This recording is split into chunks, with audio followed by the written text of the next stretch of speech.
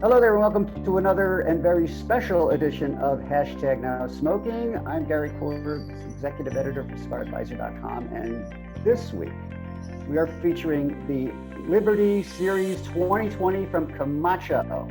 It's a beautiful cigar in a box, a coffin, whatever they call it. I'm going to take it out here, and it is a box press cigar, which we like. And let me introduce the guys who are going to be sharing this cigar with me. Our Cigar Advisor team, Jared Gulick. Hey, what's up? And John Pulo. And John is showing you the cigar. There it is. And this is the 19th cigar in the series. Can you believe it? They've been doing this for 19 years. Oh, so this is every year? Yeah, every year. Different size, different something, or. Mm-hmm. And the specs on this cigar is that it is a 6x60 box pressed. The wrapper is Ecuador Habano, and the binder is the original authentic Corojo Honduran from probably the Hamastran farm over there. And the filler is Dominican and Honduran. So it's a nice blend here. These are limited edition cigars, as they are every year. Only 2,550 boxes were made, and they come in boxes of 20. And the cigar lists for $20. It's a $20 cigar, folks. Yeah, but it is absolutely gorgeous. But you're getting a lot of cigar for $20. I mean, this is a you big are. cigar. And just a few factoids on the Camacho Liberty series. It's the longest running annual limited edition release in the premium cigar market. As I said, this is the 19th in the series, the 2020. They stopped showcasing the new blends. So each year they would do a different blend. And in 2018, they began calling them like Liberty Throwback. So they would go back to a blend they had previously. And I think the 2019 was the 2012 Throwback, or the 2005, but they were doing things like that. And the Liberty Series 2020 is not rolled in the traditional 1118 size. You know, up until now, they've all been the 1118. You know, like like the Camacho Corojo 1118, which kind of has like a wide middle, but they decided to go with a straight cigar, a box pressed. And they call this a Gordo Vitola. It incorporates leaves from 3 countries, which I just mentioned, Honduras, Dominican Republic, and Ecuador. And it primarily focuses on 4 different primings from Camacho's signature Honduran-grown original Corojo. Okay, so each of these tobaccos are sourced from a single farm and vintage, being aged for 4 years before being finally put into the final blend. And of course, you know, they have the beautiful looking box that has a white felt bottom on it, actually. And, you know, the all-American artwork that they do every year. And it's absolutely stunning. So, Jared, how's yours? I don't know if I've ever had a box press this big. I don't know if I've ever had a 6x60 box press. And for some reason, it just, you know how like most box presses feel smaller than they are? This one feels bigger than theirs. You know, it's funny. Maybe once you get 60, it just starts feeling the opposite, you know, but it's got a, I think you kind of hit it on the head. It's got this kind of like cedary pre-light flavor, you know? Yeah, the CAO V660. That's the box press 660. But you know what? That for some reason this appears thinner than that one. I don't know why. Maybe it's this is more of like a trunk press, I guess. John, how about you? How's yours looking and feeling right there? So far, it seems to me that this thing has obviously spent some time in its little presentation box here. The top, very sharp corners. Yeah. I don't know how well you can see that. Very sharp corners. Not so much on the bottom. A little more rounded on the bottom. Yeah. Yeah. I already cut it and given a bit of a draw. There's a significant amount of resistance to it. So this thing's been pressed. And a lot of the pre-light I'm tasting, not so much the cedar, but more of a mineral kind of taste Jared to get started. Well, Jared, you describing your pre-light. I'm going to cut mine. It's a gorgeous triple cap on it too. I don't know how well you can see that, but I'm going to cut this baby. But, I'm not getting a mineral taste. I'm getting more of a kind of toasty, a little salty. Okay. Kind of woody, actually. Okay. Your mileage may vary, as they say. All right. Well, let's light it up. Let's light this baby up right now.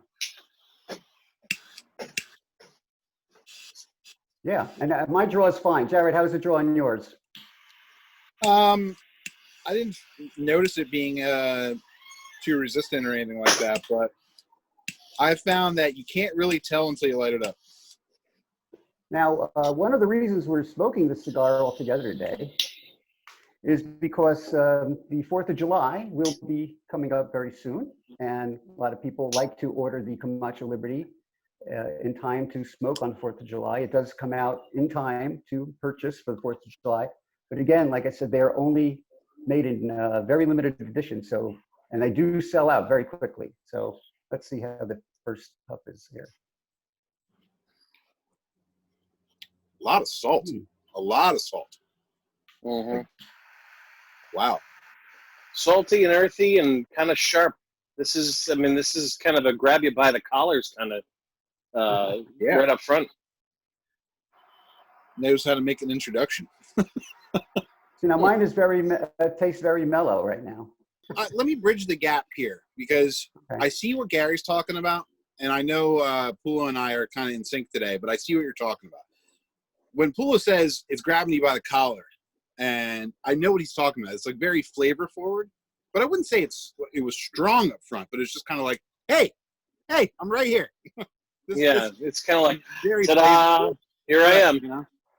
So that's kind of what I'm getting. It was just a not peppery, but loud.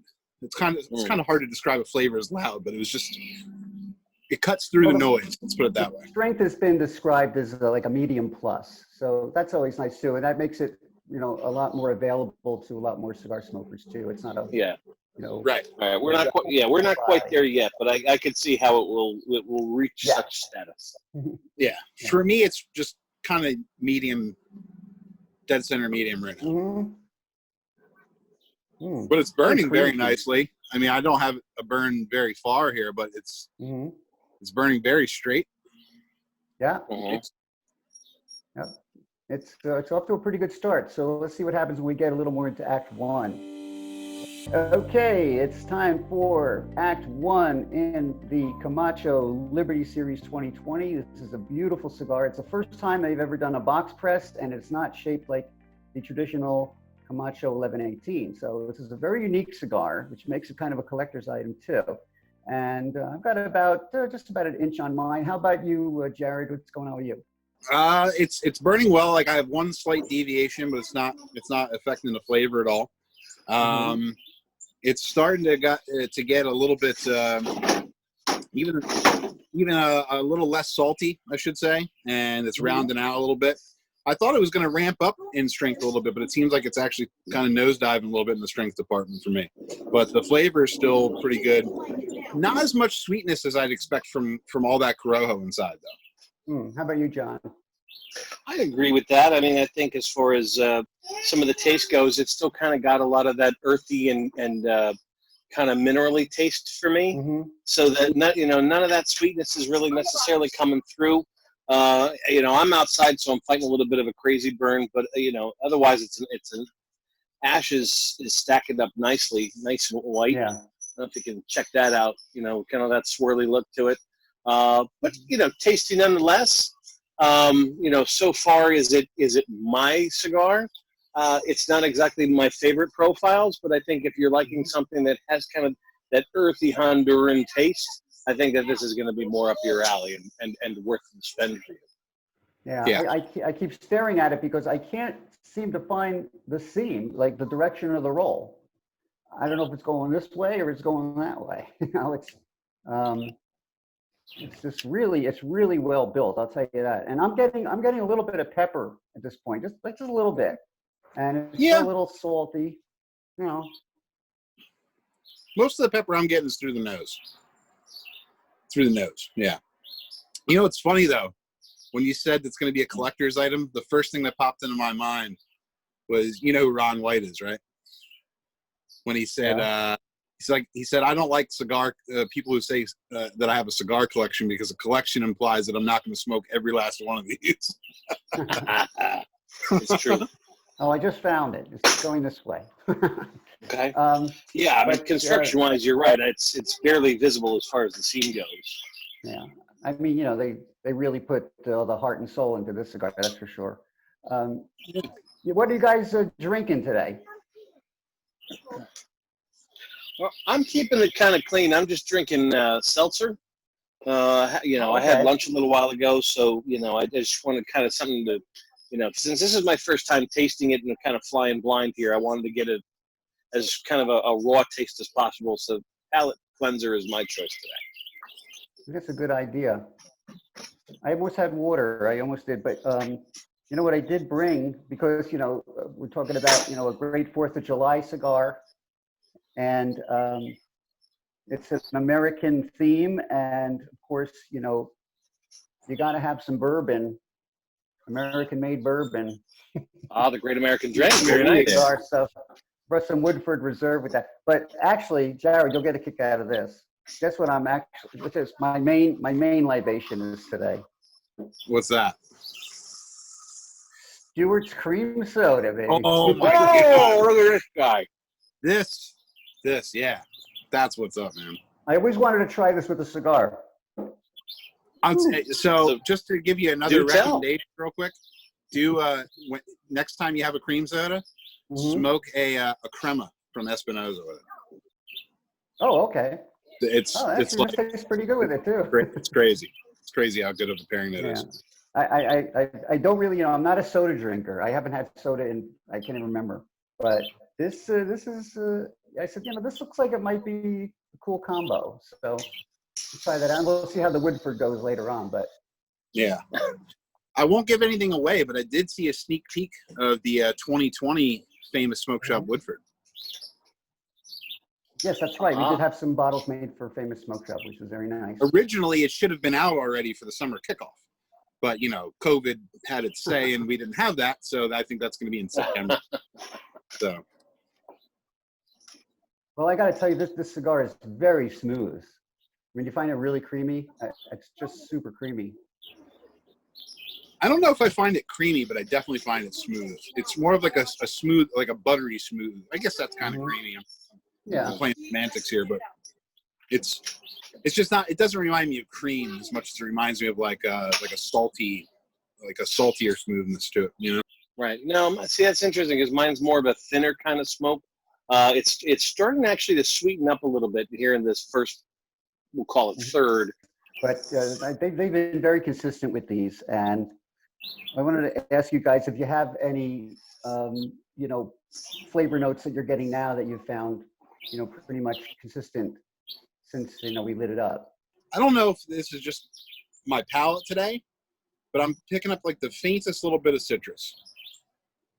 But it's mostly been consistent. Mostly that same kind of like what John was talking about, where it's earthy, where it's a little salty, and has those mineral elements to it. But maybe a you know, just like a little twinge of citrus on it. So anyway, it looks like we're all pretty much in sync in terms of the way the cigar is smoking, the flavors pretty much. And let's see what happens when we get into Act 2. We are back in Act 2 of the Camacho Liberty Series 2020. And so far, it's been really great. I'm getting a lot of nice thick smoke out of this thing. Jared, how about you? What's going on? The strength has built up a little bit, as well as some of the pepper in the cigar. I'm starting to notice that a little bit more now. Okay. And it seems to be getting gradually sweeter, which is something we talked about before. So it seems like this is a cigar that's definitely building toward the expected or the wanted outcome, I should say, rather than giving it to you up front. Hmm. How about you, John? Interesting. I think some of our paths are starting to converge here, because a lot of the things that Jared and you have both mentioned are starting to come true for me as well. So the intensity is starting to ratchet up a little bit. Some of the flavor that's coming through is starting to ratchet up a little bit, especially that pepper, like Jared had talked about. And then, I'm still kind of on my own path, though, I think. And I maybe that's just me in this particular blend. It's a very rich. The earthiness has gotten even richer now at this point for me. So, you know what? This might just be a factor of my taste buds just being, out of sync with everybody else today. So I just seem to be having a different kind of experience. But, what I can tell of it is this really rich earthiness. This mineral is still kind of hanging around. That's dialed it back a little bit.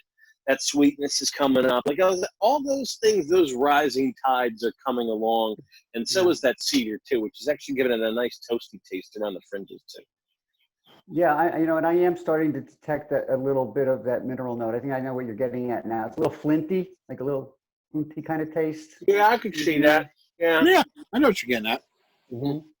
So here's a question for all of us, myself included, which I'll answer after you guys. But so let me set the scene here. So, you have a small get together with your family, maybe a little bit of fireworks in the backyard, and obviously you look around at the mess in the kitchen, everything from the cookout, and you're going to be waiting until tomorrow to clean up. But now you've got an hour or two to yourself before you're hitting the sack. Is this a good cigar to close out your 4th of July? I would say that if this is how you want to finish off your night, and you want to kick your feet up, and screw the picking up and all this other stuff, you just want to relax with something for an hour and a half, because I bet you this is probably about a good hour and a half, hour and 45 minutes smoke. You know what? Do it. This is got some. It's got this upswell of flavors. It's not going to knock you over and put you out like last thing before you go to bed or anything like that. And like if you follow Gary's advice and put a beverage with it, I think it's only going to enhance the experience, if anything. Yeah. I agree. I think that this isn't the firework. This is after the fireworks. You know what I mean? So this is just going to mellow you out for the rest of the evening.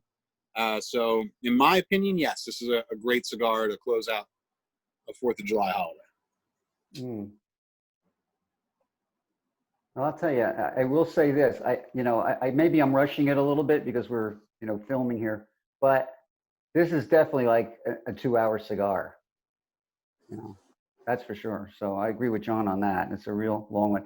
So you guys find it complex? Because I've been thinking about all the flavors we're getting, and I've been writing some down here.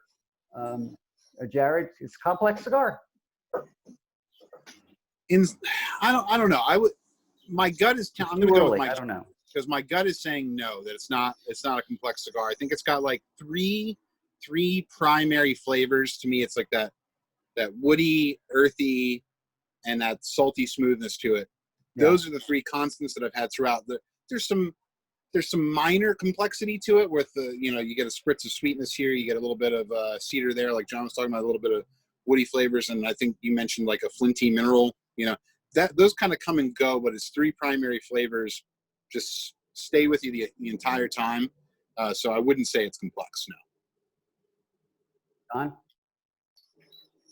I would say consistent over complex. It's pretty much held on to those base flavors that I've noticed since even pre-light, and it's hung on to those, and just, if anything, it's maybe added 1 or 2 along the way, but all it's done is just follow the simple ramp up of intensity.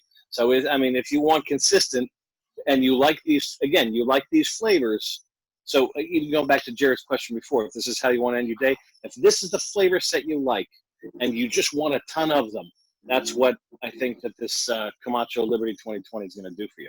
Yeah, I would agree with that. Yeah, it's not the most complex cigar. I mean, we've talked about complexity so many times. It doesn't have to be complex, right? I mean, even though it's a $20 cigar, do we expect it to be because it's a $20 cigar? I don't know. I think it's just a well-made cigar, and they've used these tobaccos. They're all sourced from a single farm and vintage, aged 4 years. And it's just I think it's a testament to, you know, what you can get with a really well aged, you know, tobacco filler. And of course, I think the Ecuadorian Habano wrapper is kind of keeping it from being a little sweeter than it would normally be too. Yeah. You're not getting a lot of sweetness out of it. You know, you really made a good point when you said it doesn't have to be complex. And I think complexity has almost turned into one of the new buzzwords for the industry, right? Like complexity means synonymous with good. And it's total bunk, right? Because if you have, let's say, like this cigar, 3 flavors that happen to be excellent flavors, you know, would you rather trade that for 5 flavors that are like, I'd rather have 3 really good flavors than 5 okay flavors. You know what I mean? So you know, a lot of people will throw around that language of complexity, but, you know, unless you have 7 amazing flavors in a cigar, complexity doesn't mean much when it's compared to 3 really good ones, you know? So that's my take. Yeah, I agree. I just think that when, you know, people, you know, are paying, you know, a high price for a cigar, they're expecting more, you know. I mean, I expected it to be sweeter. I'm not disappointed. Right. I think it's just wonderful, you know, as long as it's balanced for me, and it's smooth, and which it is, and this nice volume of smoke. It's really it's hitting all my check marks for the most part. I mean, you know, I can't really You complain. said it, Gary. Balance is the key. Yeah, balance is the key for me, and it's going really good with the Woodford Reserve. John, what can you think of? You're having the seltzer, but you know, if you had your choice, what do you think would go well with the cigar? Yeah, that's a good question. I wouldn't be afraid to try a mixed cocktail, especially one that's got a bourbon base to it. Now that you're bringing that into the picture, so you know what would be really great? Mix yourself an old fashioned. This would be great. I think you could probably also get away with a mojito if it's a really hot day. Yeah, that's really nice too. How about you, Jared? You're a beer guy. Okay, so yeah, I am a beer guy. I'm a beer guy, but I'm gonna take a step aside from beer today and broaden my horizons because I'm not much of a wine guy. And I know people are gonna make fun of me because they're like, "Oh, it's such a girly wine," but like, I think this would be good with like a Riesling, or maybe like a sweet wine, like a sweeter, like was a Moscato or something like that. Like maybe not that sweet, more like a Riesling where it's a little drier and sweeter. I think this would be good with that because I think it would enhance the sweetness that's lighter in the background of the cigar, and it would bring that out.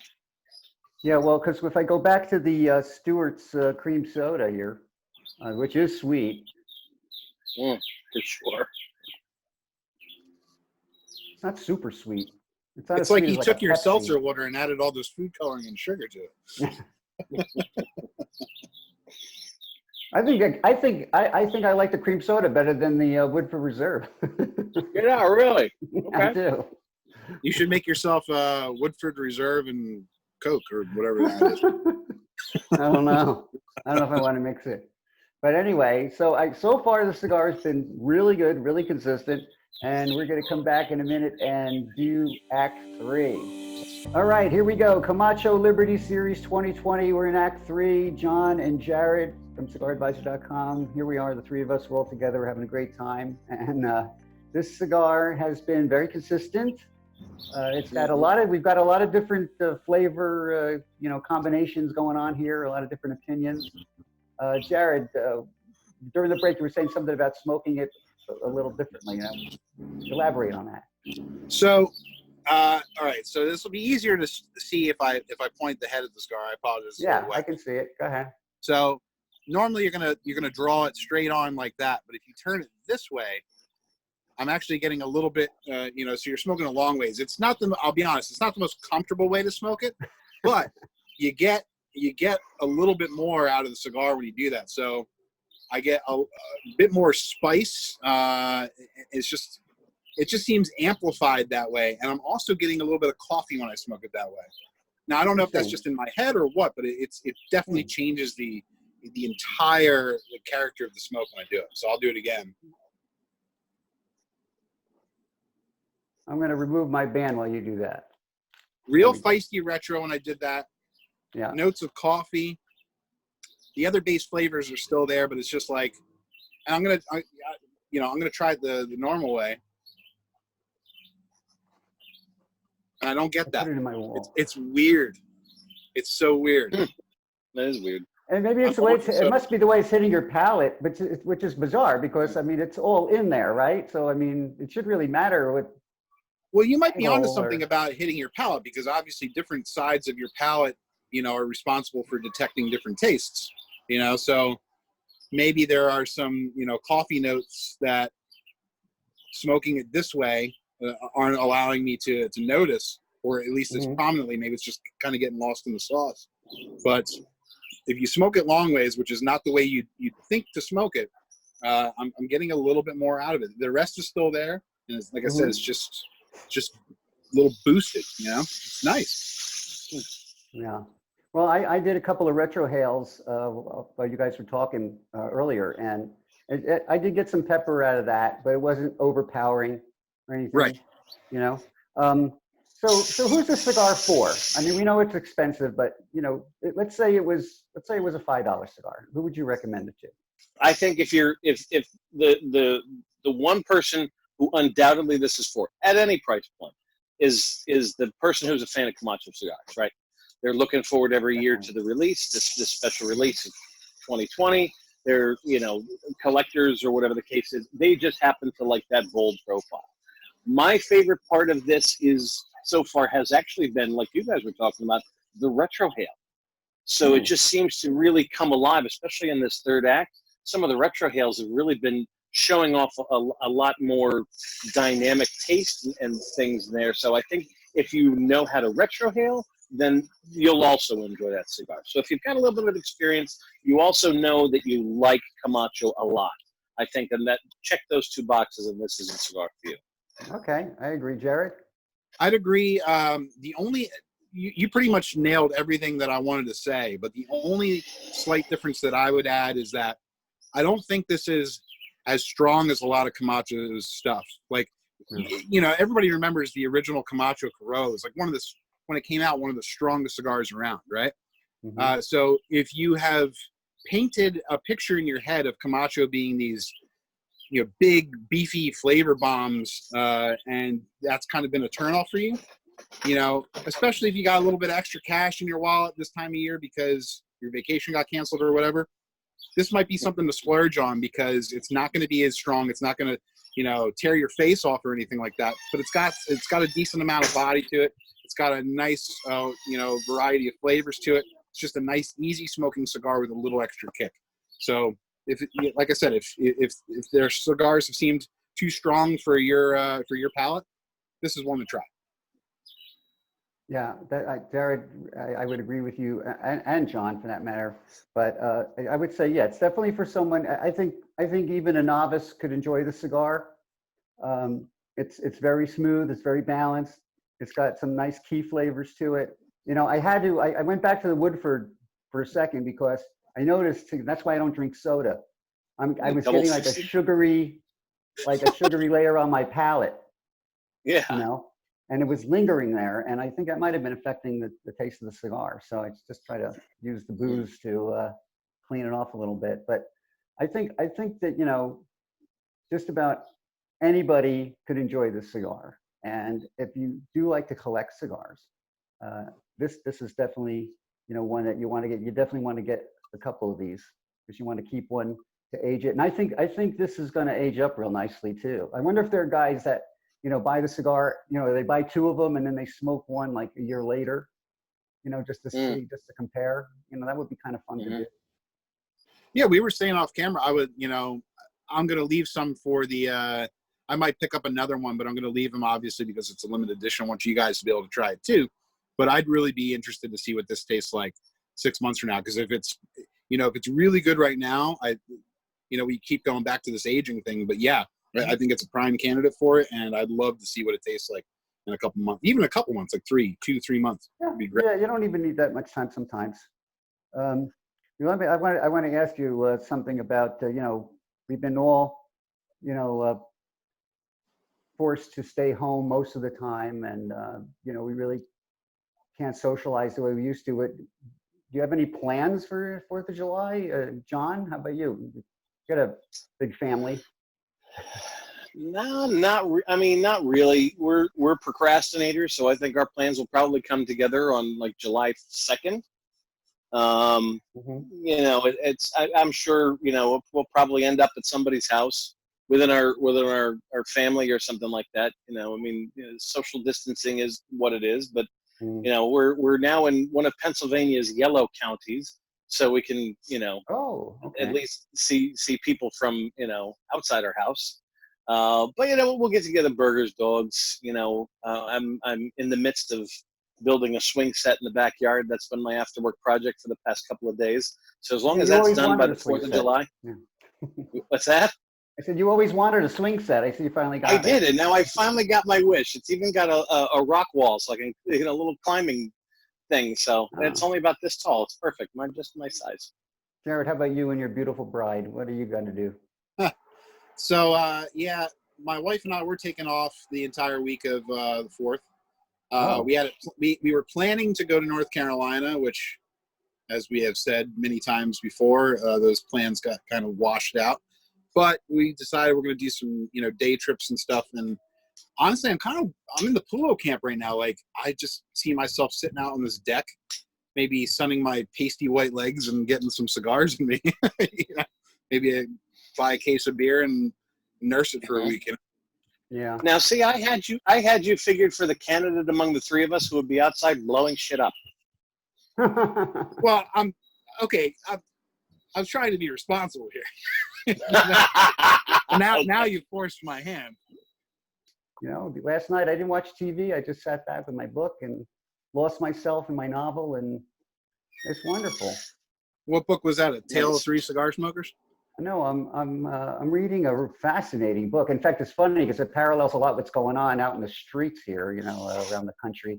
It's called The House of the Spirits, and it's about, well, this section of the book, it's one of these family sagas. It takes place in Chile, and the Marxists have taken over, and now the conservatives have they got the army behind them, and now they're going crazy, and they're killing off the Marxists, and it's just a mess. So that's some light reading before bed. Yeah, but it's a fascinating book. But I'm saying, my God, this is like what's going on television. You know, they're out in the street. You know, there's a scene where the students take over the administration building. You know, they take a hostage. So Gary's reading books about the world's burning, and Jared's searching the sky for Uranus. This is great. Yeah. Quarantine 2020. Oh, it's a classic book. It's fantastic. I love it. I can't get enough of it. I'm almost sorry I'm going to be finishing it soon because it's just that good. But I love these family sagas, you know, these South American novels. You know, they talk about these families, the generations, and a lot of crazy, mystical, magical stuff happens in these books too, which I like. So a lot of superstition and stuff like that. So anyway, back to our cigar. We're gonna wrap it up. That was a nice detour there.